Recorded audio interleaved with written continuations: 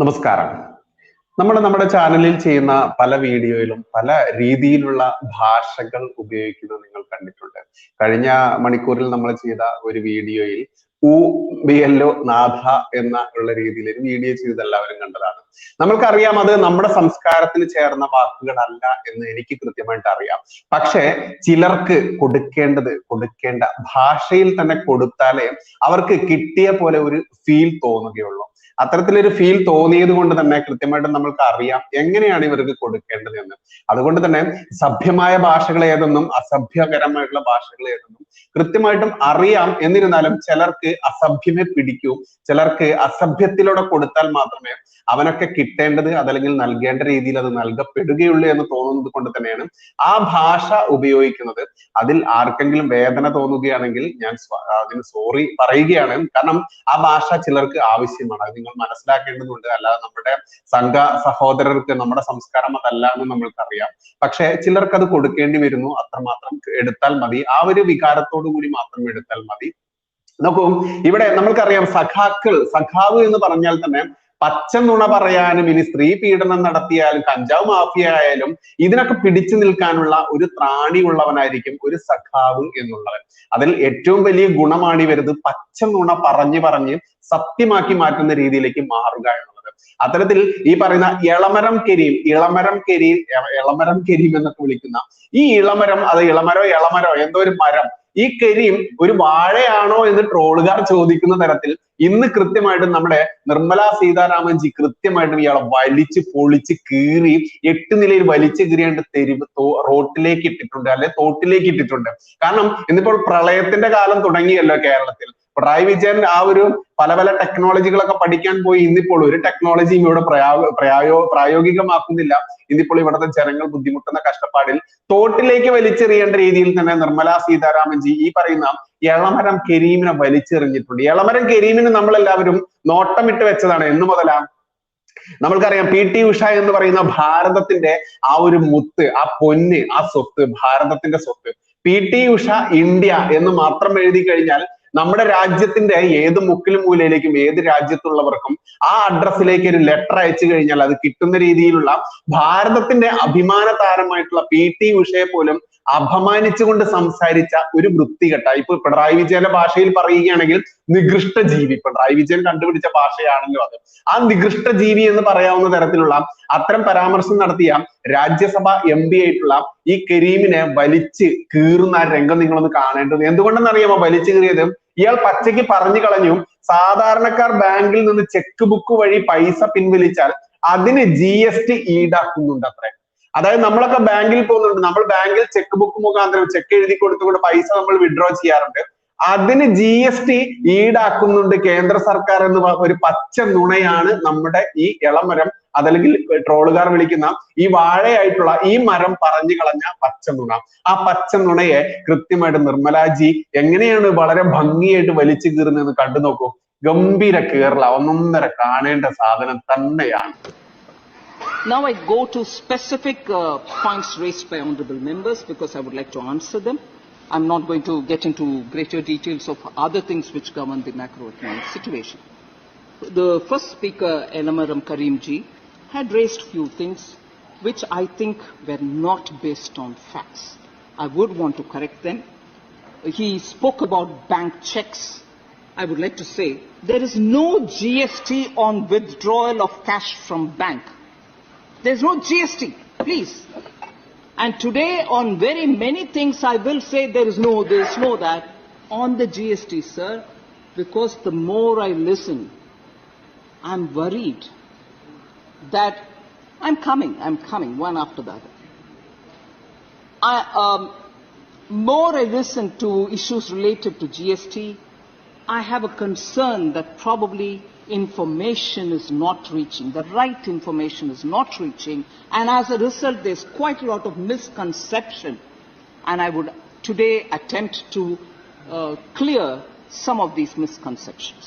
So that was, first of all, no GST on the, specifically on the checkbooks.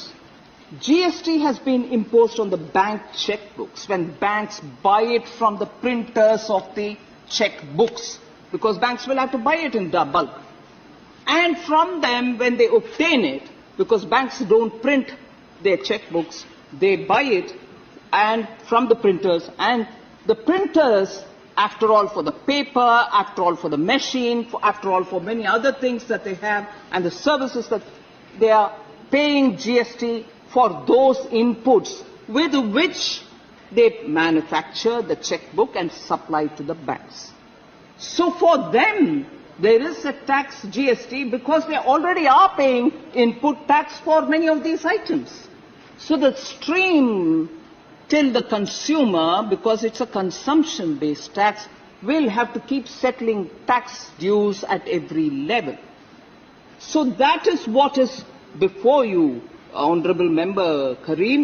So I want you to kindly take into cognizance that as regards the consumer or the bank client who takes the money, withdraws the money, there is no charge on him.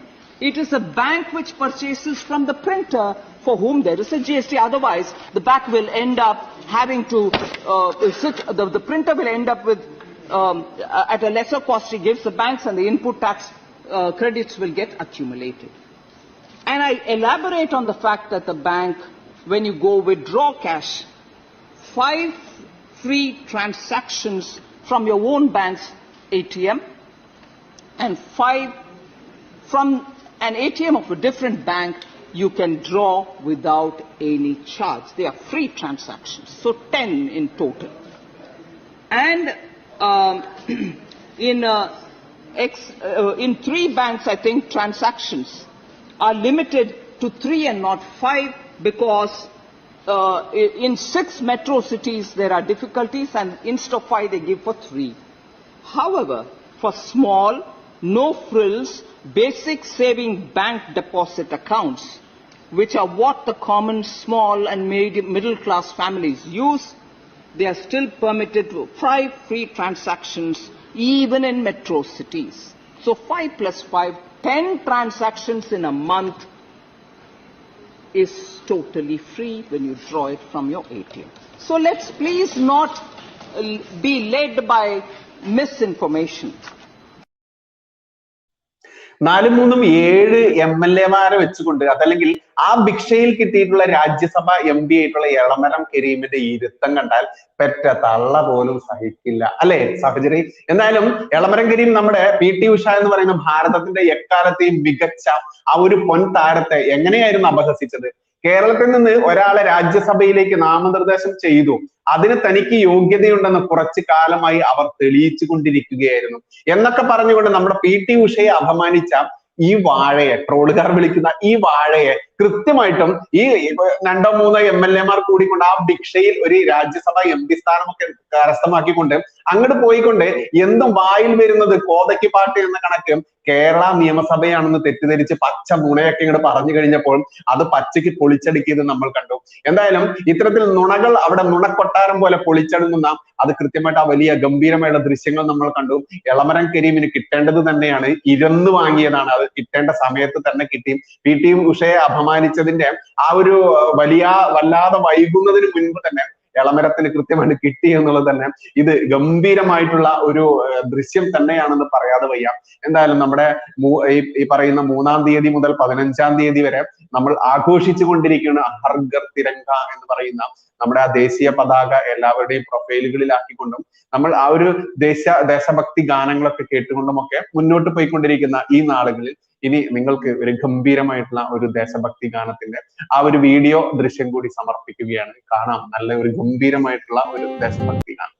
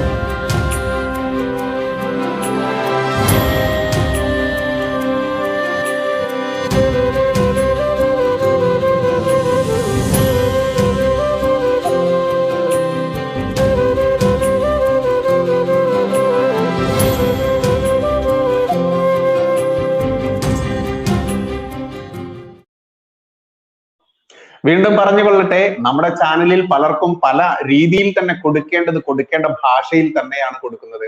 അതുകൊണ്ട് നമ്മുടെ ഭാഷ അത് നമ്മുടെ സംസ്കാരത്തിന് ചേർന്നതാണോ, ഇനി അസഭ്യം പറയാമോ എന്നൊക്കെ ചോദിച്ചുകൊണ്ട് പലരും എനിക്ക് പേഴ്സണൽ മെസ്സേജും നമ്മുടെ കമന്റ് ബോക്സിലും ഒരുപാട് കമന്റുകൾ കണ്ടു. അതുകൊണ്ട് നമ്മൾ കൊടുക്കേണ്ട ഭാഷയിൽ തന്നെ കൊടുക്കുക എന്ന് മാത്രമേ ഉള്ളൂ. അവിടെ സംസ്കാരം മറന്നുകൊണ്ടല്ല നമ്മൾ സംസാരിക്കുന്നത്. അതുകൊണ്ട് അതിനെ ആ ഒരു രീതിയിൽ മാത്രം എടുക്കുക. ഇവിടത്തെ ഈ ഒരു നരഭോജി വർഗമായിട്ടുള്ള കമ്പികളായിട്ടുള്ള രാജ്യദ്രോഹി വർഗങ്ങളായിക്കോട്ടെ, ഇനിയോ ഇസ്ലാമിക കൊടും ഭീകര വർഗമായിക്കോട്ടെ, അവർക്ക് കിട്ടേണ്ടത് ആ ഭാഷ തന്നെയാവുമ്പോൾ അത് നമ്മൾ നൽകുക തന്നെ വേണം.